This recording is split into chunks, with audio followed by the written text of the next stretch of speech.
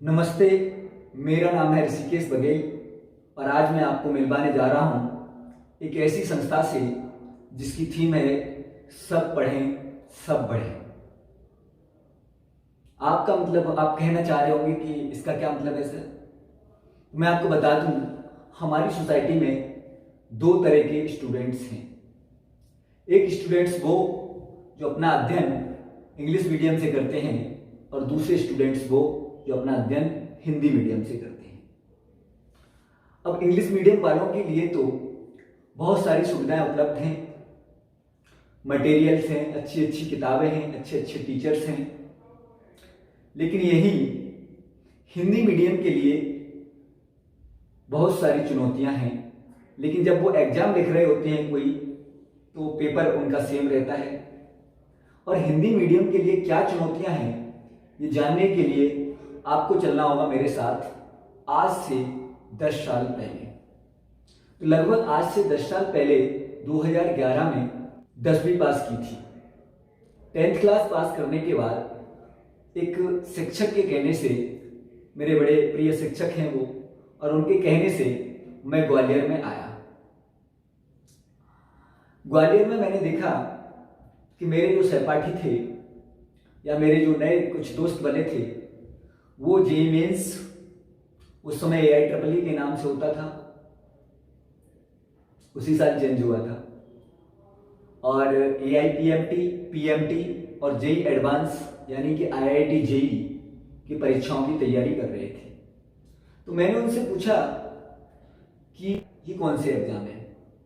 तो उन्होंने मुझे बताया कि ये वो एग्जाम हैं जिन एग्जाम्स को क्लियर करने के बाद आप देश के सबसे अच्छे कॉलेजेस से इंजीनियरिंग और MBBS करने का मौका मिलेगा। आप मतलब देश के उन टॉप कॉलेज से अपनी डिग्री हाजिर करेंगे। तो फिर मैंने कहा कि इन एग्जाम्स की तैयारी तो मैं भी करना चाहता हूं। तो उन्होंने कहा आप भी करो। अब इन एग्जाम्स की तैयारी करने के लिए कोचिंग्स की जरूरत थी, और मैंने पता किया तो इन एग्जाम्स की जो कोचिंग्स तैयारी करा रही थी वो ज़्यादातर इंग्लिश मीडियम से ही करा रही थी। काफ़ी मशक्कत के बाद मैंने एक कोचिंग्स ढूंढ निकाली जो हिंदी मीडियम से इन एग्जाम्स की तैयारी करा रही थी, और मैंने उसमें एडमिशन ले लिया। 1 महीने पढ़ने के बाद, लगभग 1.5 महीने हो गया होगा, 1.5 महीने पढ़ने के बाद उस कोचिंग का बैच नहीं बना, और उन्होंने हमको बुला करके बोला कि हम हिंदी मीडियम वाले बच्चों का बैच बंद करना चाह रहे हैं। उसका रीज़न है कि उनका बैच नहीं बना है। दूसरी बात, उतना अच्छा मटेरियल भी अवेलेबल नहीं करा पाएंगे, और हिंदी मीडियम से वो कह रहे थे कि जो है रिजल्ट्स कम आते हैं, जिसकी वजह से उनको बहुत कुछ जो है आगे मतलब फाइनेंशियल फ़ायदा नहीं होने वाला है कोचिंग्स को। तो इसलिए आप चाहें तो अपना इंग्लिश मीडियम में कंटिन्यू कर सकते हैं, या अपना कोई जो है दूसरा ऑप्शन देख सकते हैं। अब मैंने विचार किया कि अगर मैं कोई दूसरा ऑप्शन देखूंगा तो कोई स्टेट बोर्ड वाले जो हिंदी मीडियम पढ़ाते होंगे उन पर पढ़ूंगा, और वो वही पुराना तरीका है, अपना रटाएंगे लिखाएंगे, तो उससे तो सब्जेक्ट अच्छा होना नहीं है। तो मैंने बोला कि कुछ ना से तो कुछ सही, मैं इंग्लिश से ही पढ़ूंगा, और मैंने इंग्लिश से पढ़ना उसमें शुरू कर दिया।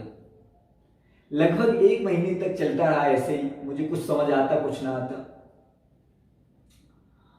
और उस समय मेरी हालत ठीक वैसी हो गई थी जैसे कोई भी व्हीकल किसी दलदल में फंस जाता है, फिर आप उसकी कितनी भी रेस देते रहें वो उससे बाहर नहीं निकलता।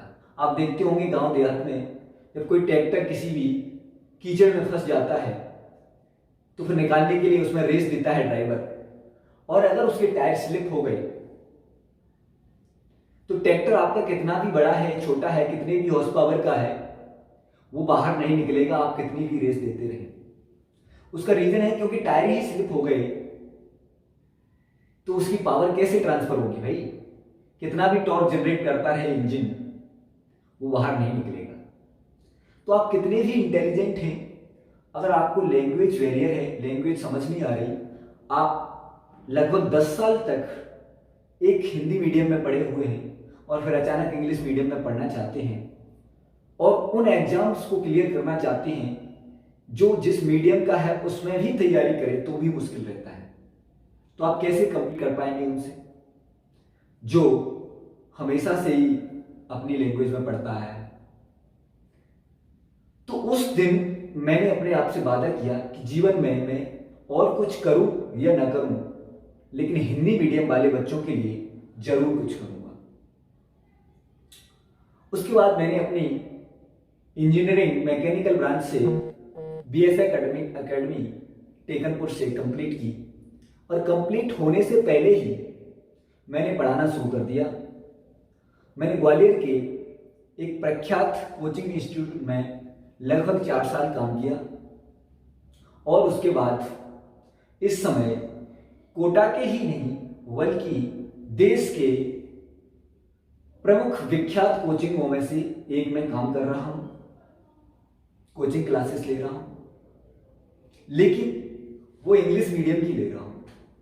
तो अभी भी मेरे अंदर ये दर्द तो है, और ये अभी मुझे ये विचार आया कि आज से 10 साल पहले मैं जो हिंदी मीडियम के लिए ये करूंगा, बहुत अच्छी अच्छी चीजें करूंगा, कोई भी हिंदी मीडियम का बच्चा ये ना सोचे कि उसको अच्छी टीचर नहीं मिल रहे हैं या अच्छा मटेरियल नहीं मिल रहा है, वो सब तो मैं भूल गया। उसका एक रीजन था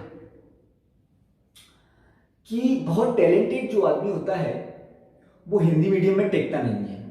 उसकी एक खास वजह अब मुझे पता चली, क्योंकि हिंदी मीडियम में उतने अच्छे, ऐसा नहीं कहना चाहिए कि उतने अच्छे नहीं, उतने बच्चे नहीं मिल पाते। दूसरी बात, उनकी फीस भी कम रहती है। तीसरी बात, हिंदी मीडियम में टीचर अपने आप को उतना रेस्पेक्टेड नहीं समझ पाता। वो सोचता है कि अच्छे होशियार बच्चों को पढ़ाऊंगा, बड़े पेरेंट्स के बच्चों को पढ़ाऊंगा तो फीस ज़्यादा मिलेगी और वो एक इंडिया लेवल पर काम करेगा। तो मैंने इंग्लिश मीडियम में इसलिए पढ़ाना शुरू किया ताकि मैं देश की अच्छी कोचिंगों में से काम कर सकूं और अच्छा सब्जेक्ट पढ़ सकूं, और अच्छा सब्जेक्ट अगर पूरी तरह आ जाएगा तो फिर मैं हिंदी मीडियम वालों को पढ़ाना शुरू करूंगा। तो अब वो समय आ गया है। तो अब हिंदी मीडियम के जो भी बच्चे हैं जो अच्छी फिजिक्स सीखना चाहते हैं और उनके पास रिसोर्सेस भी नहीं है, वो फिजिक्स की पाठशाला को ज्वाइन कर सकते हैं। फिजिक्स की पाठशाला नाम का यूट्यूब चैनल भी लॉन्च कर रहे हैं अपन, तो उस पर जो है आप अपने वीडियो फ्री में देख सकते हैं। कुल जमा बात अगर इसको बहुत छोटे से शब्दों में कहा जाए कि फिजिक्स की पाठशाला का आने का मकसद क्या है, तो वो ये है कि हिंदी मीडियम के जो भी बच्चे हैं जो वास्तव में JEE mains, NEET, JEE advance की तैयारी करना चाहते हैं और उनके पास उतने रिसोर्सेस नहीं हैं, पैसे भी नहीं है कि वो किसी अच्छे इंस्टीट्यूट को ज्वाइन कर सकें। वैसे तो उतना अच्छे इंस्टीट्यूट है नहीं हिंदी मीडियम के लिए, और है भी तो वो 1.5 लाख रुपए 2 लाख रुपए फीस ले रहे हैं। अब हिंदी मीडियम का बच्चा 1.5 लाख रुपए 2 लाख रुपए अगर फीस देता होता तो फिर वो हिंदी मीडियम से पढ़ ही क्यों रहा होता। तो इन सारी समस्याओं के समाधान के लिए फिजिक्स पाठशाला में आपका स्वागत है। आप फिजिक्स पाठशाला के टच में बने रहिएगा। जल्द ही आपको 11th-12th का फिजिक्स जो है 11th-12th की फिजिक्स शुरू कर दी जाएगी, जेई मेंस और नीट और एडवांस लेवल की। अब आप कहेंगे सर यूट्यूब पे तो सर ऐसे ही लोग बाग बोलते रहते हैं, तो मैं आपको बता दूं हिंदी में एक कहावत कही जाती है कि हाथ कंगन को आरसी क्या और पढ़े लिखे को फारसी क्या।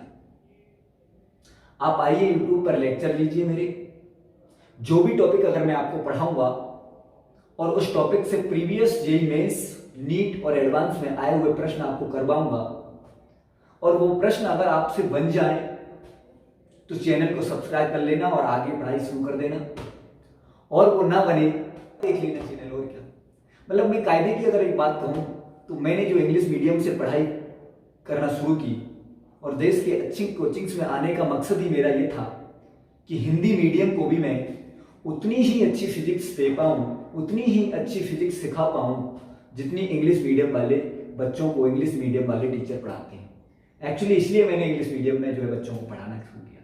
अब मेरे पास 2 ऑप्शन है आराम से। अब मैं इंग्लिश मीडियम वालों को भी पढ़ा सकता हूँ और हिंदी मीडियम वालों को भी पढ़ाता हूँ। तो आप प्रसन्न हो जाइए हिंदी मीडियम वालों, दुखी मत होइए। अगर आपका भी ये सपना है, आप भी एक अच्छा इंजीनियर, आप भी अच्छा एक डॉक्टर बनना चाहते हैं, तो अपने जीवन में कभी रिग्रेट ये मत करना कि आप हिंदी मीडियम से थे इसलिए आपको अच्छे टीचर्स नहीं मिले, आपके पास उतना पैसा नहीं था इसलिए आप अच्छी कोचिंग न जा पाए। ये फिजिक्स पाठशाला आपको अच्छे टीचर के साथ साथ, फिजिक्स की भी अच्छे टीचर के साथ साथ आपकी फाइनेंशियल प्रॉब्लम को भी सॉर्ट आउट करेगी। और मैं ये नहीं कह रहा हूं कि आप यही फिजिक्स की पाठशाला पर ही पढ़िए, आप कहीं पे भी पढ़ते हैं, आपको अगर आप हिंदी मीडियम से हैं और आप चाहते हैं कि अच्छी फिजिक्स सीखें, आप अच्छी कुछ दूसरे सब्जेक्ट सीखें, डिस्क्रिप्शन में मेरा जो है नंबर है उस पर कांटेक्ट करें, आपकी जो मदद होगी वो की जाएगी। बहुत बहुत धन्यवाद।